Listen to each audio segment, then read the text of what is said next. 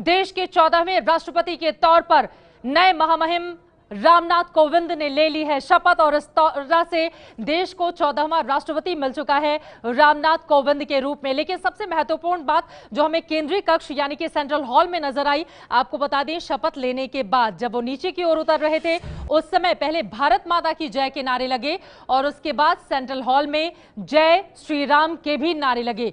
पहले भारत माता की जय का नारा और उसके बाद जय श्री राम का नारा। राष्ट्रपति के शपथ ग्रहण के बाद जय श्री राम का नारा लगा, सुनिए।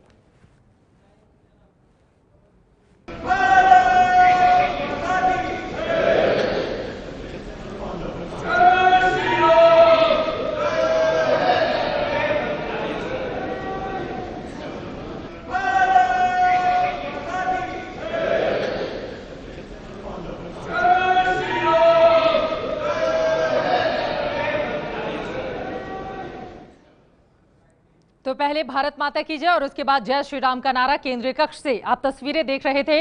और इन्हीं सवालों के साथ मैं आ जाती हूं कंचनदा, जो पूछ रही थी कि बीजेपी को किन किन मुद्दों पर मदद मिलेगी। फिलहाल ये जो नारा लगा है केंद्रीय कक्ष के अंदर, इस पर आपकी टिप्पणी। ये नारा कुछ नहीं है, इतने सारे लोग थे, पीछे से किसी ने लगा दिया और पहले भी ये नारा सेंट्रल हॉल में लग चुका है, ऐसी कोई नई बात नहीं है।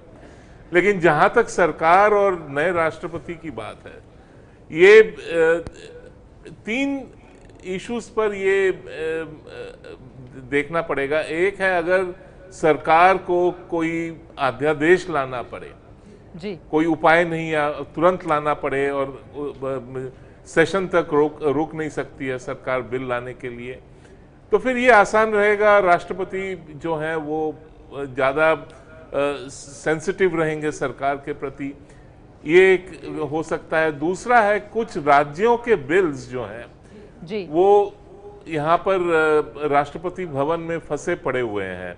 जहाँ तक मुझे याद है 3 ऐसे बिल्स हैं जो अभी तक जिनको राष्ट्रपति का अप्रूवल नहीं मिला है जी। तो अब जो है वो उनका अप्रूवल मिलना आसान रहेगा। ये तीनों राज्य जो हैं बीजेपी शासित राज्य हैं और ये आप अपनी बात आगे बढ़ाएं। जो जय श्री राम के नारे लगे हैं, एक बार बाकी मेहमानों की भी टिप्पणी मैं ले लेती हूं। राजकिशोर, चूंकि भारत माता की जय और जय श्री राम वहां पर लगाया जाना, इसके कुछ खास मायने भी निकाले जाए? नहीं, देखिए चित्रा, चूंकि मैं संसद लंबे समय से कवर करता रहा हूं और जब भी रोज, मतलब ये एक दिन की बात नहीं है, जब संसद की कार्रवाई शुरू होती सब अभिवादन करते हैं, उस समय भी भारत माता की जय और जय श्री राम के नारे बहुत कॉमन तरीके से सुनाई पड़ते हैं वहां पर। ये कोई नई बात नहीं है। हाँ, चूंकि अब ये सेंट्रल हॉल में इस तरीके के नारे लगाए गए हैं तो इसमें नारों में कुछ असंसदीय तो है नहीं, तो इसलिए सवाल कुछ लोग उठा सकते हैं, लेकिन सवाल दरअसल ये उठेगा, राम मंदिर जो कोर मुद्दा बीजेपी का रहा है, अब राष्ट्रपति बीजेपी का, हालांकि उसको किसी विशेष पार्टी से जोड़कर नहीं देखा जाना चाहिए, थोड़े दिन में उपराष्ट्रपति भी, उसके बाद प्रधानमंत्री, लोकसभा स्पीकर, तो ये जो राम मंदिर है वो भी कहीं ना कहीं आएगा। तो जय श्री राम का जो नारा लगा है, दर्शकों को क्या उस नजर से भी देखा जाना चाहिए कि इस मुद्दे पर भी कुछ करे सरकार आगे? चित्रा, कम से कम इस नारे से जोड़कर तो मुझे नहीं लगता है, लेकिन हाँ, राम मंदिर को लेकर अगर अध्यादेश सरकार लाना चाहे, हालांकि वो सुप्रीम कोर्ट में मामला जब चल रहा तो अध्यादेश लाने की क्यों जरूरत है, या समान नागरिक संहिता का मुद्दा है, उस पर भी राष्ट्रपति होना, अगर उस पर सरकार आगे बढ़ना चाहती है, या 370 या समान नागरिक संहिता का जो हम लोग बात कर रहे हैं, तो ऐसे मुद्दे हैं इन पे। लेकिन सरकार सिर्फ आपके पास मेजॉरिटी है, आप राष्ट्रपति चूंकि आपकी पार्टी से चुनकर गए हैं, इसलिए ये सारी चीजें हो जाएंगी। इतने बड़े राष्ट्र में ऐसे होता नहीं है, क्योंकि ये ऐसे बहुत संवेदनशील विषय हैं और इन पर पूरी तरीके से आम राय बनाने के बाद ही होगा। जहां तक आपने कही जय श्री राम की बात, मैं आपसे बता रहा हूं, मैं पिछले 15-16 सालों से पार्लियामेंट कवर कर रहा हूं, मैंने कोई दिन ऐसा नहीं सुना है जिस दिन इस तरीके से नारे ना लगते हों और ना बात होती हो। मतलब हर रोज वहां पे नारे लगते हैं, आप ये अपने अनुभव से कह रहे हैं। लेकिन एक छोटी सी बात अगर जोड़ना चाहें यहाँ जी, आज जो था ये भारत के राष्ट्रपति का शपथ था यहाँ पर, और ये एक कॉन्स्टिट्यूशनल पोजीशन जो है भारत का सबसे ऊंचा सर्वोच्च पोजीशन है, बिल्कुल। और भारत का जो संविधान है उसका अगर आप ओरिजिनल कॉपी देखें, उसका प्रथम पृष्ठ जो है वहां पर श्री राम का फोटो है, ड्राइंग है, तस्वीर है। तो इसको ऐसे अलग से मत जोड़िए। ये ठीक है, किसी ने नारा लगा दिया, लेकिन संविधान की प्रस्तावना भी तो पंथ निरपेक्ष, मैंने कहा आप अगर संविधान की ओरिजिनल कॉपी देखें, वो हैंड इलस्ट्रेटेड है, उसका प्रथम पृष्ठ जो है वो श्री राम को डेडिकेटेड है और हर पृष्ठ में जो है राम की गाथा जो है वो इलस्ट्रेटेड है। तो इसीलिए तो ये सवाल भी मैं पूछ रही हूँ यहाँ पर। जयंता, आपसे मैं पूछना चाहूंगी, क्योंकि देश के सर्वोच्च संवैधानिक पद के लिए वहां पर शपथ ग्रहण समारोह जिसका समापन हुआ और उसके बाद भारत माता की जय और जय श्री राम के नारे, क्या इसको जो बातें हमारे दोनों मेहमान कह रहे हैं उसको इसी अंदाज में देखा जाए या फिर इसके कुछ खास मतलब भी निकाले जाए? देखिए, राजकिशोर और कांचन जी जो कह रहे हैं मैं सहमत हूँ कि इसको नारा से राम मंदिर निर्माण का संकल्प सरकार के तौर और से इसको थोड़ा ज़्यादा ही ओवर सिंप्लीफिकेशन हो जाएगा। लेकिन मेरा थोड़ा डिफरेंट एक व्यू भी है। नारा जो होती है वो बहुत इम्पॉर्टेंट होती है हर राजनीतिक दल के लिए, और वो जितने बार भी आप मतलब वो नारा लगाए, जैसे कभी कभी वो इरेलीवेंट हो जाता है नारा। जैसे मान लीजिए कम्युनिस्ट पार्टी में एक समय नवंबर रेवोल्यूशन के बोलना, लॉन्ग लिव नवंबर रेवोल्यूशन बोलना, मतलब एक एनर्जी वो देते थे पार्टी वर्कर्स को हर रैली में। जब नवंबर रेवोल्यूशन का रेलेवेंस खत्म हो गया, फिर वो नारा खत्म नहीं हुआ। तो आज के दिन में जब भाजपा के राष्ट्रपति पहली बार जो अपने बल पर मेजॉरिटी लेके आरएसएस और संघ परिवार के जुड़े हुए एक व्यक्ति राष्ट्रपति बने हैं, इसमें पार्टी में एक प्रत्याशा भी होते हैं कि हमारे जो पॉलिटिकल एजेंडा है, उनके जो सपना है वो फुलफिल हो सकता है।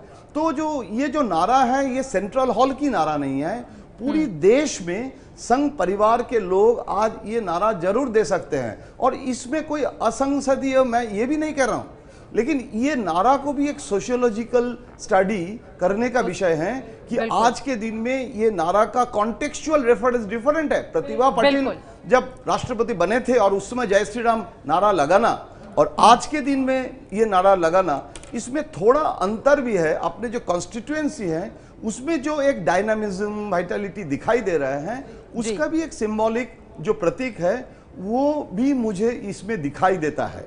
और बार बार पार्टी अध्यक्ष जी और बार बार कह रहे हैं ना कि हम लोग बातचीत करके, कोर्ट के साथ भी बातचीत और हर राजनीतिक दल के साथ बातचीत करके अयोध्या में मंदिर बनाएंगे। तो ये हर इशू जो है, ये issue is not a dead issue, ये इशू आज भी सजीव है। मैं यही कहना चाहूंगा। बीजेपी का जो कोर वोटर है, जो सालों से उसको वोट करता हुआ चला आया है, वो ये सवाल भी पूछेगा कि अब जब देश के बड़े संवैधानिक पदों पर बीजेपी के तमाम लोग विराजमान हैं, जब आपकी पूर्ण प्रचंड बहुमत की सरकार है लोकसभा में, हालांकि राज्यसभा में जरूर कुछ सीटें कम हैं, लेकिन इसके बावजूद जो कोर इशू है यानी कि राम मंदिर, धारा 370, समान नागरिक संहिता, इनको हैंडल कब किया जाएगा, इसको लागू किस रूप में और कब किया जाएगा? लेकिन विजय, मैं आपसे जानना चाहूंगी, जयंत घोषाल जो बात कर रहे थे, जय श्री राम का नारा लगना वो भी तब जब जो बीजेपी के राम हैं वो रायसीना में प्रवेश करने वाले हो, तो इसके क्या मतलब निकाले जाए? देखिए, हर नारे का एक मतलब तो होता है और प्रतीकों की राजनीति हम बहस कर रहे हैं उसमें है। तो एक तरफ एक दलित जाति का व्यक्ति राष्ट्रपति बनता है कहीं ना कहीं, और दूसरी तरफ एक जय श्री राम का नारा लगता है, एक हिंदुत्व का कहीं अगर हम उसे प्रतीक के रूप में लें, कमंडल के रूप में, एक तरफ मंडल के रूप में लें, तो मंडल और कमंडल का कॉकटेल तो बीजेपी लेकर चली रही है, तो उसी को शायद आगे बढ़ाती हुई चीज़ें। लेकिन अध्यादेश लाना मतलब खाला जी का घर नहीं है कि आपके पास अगर बहुमत है, सब कुछ है, तो आप किसी भी विषय पर अध्यादेश ले आओगे।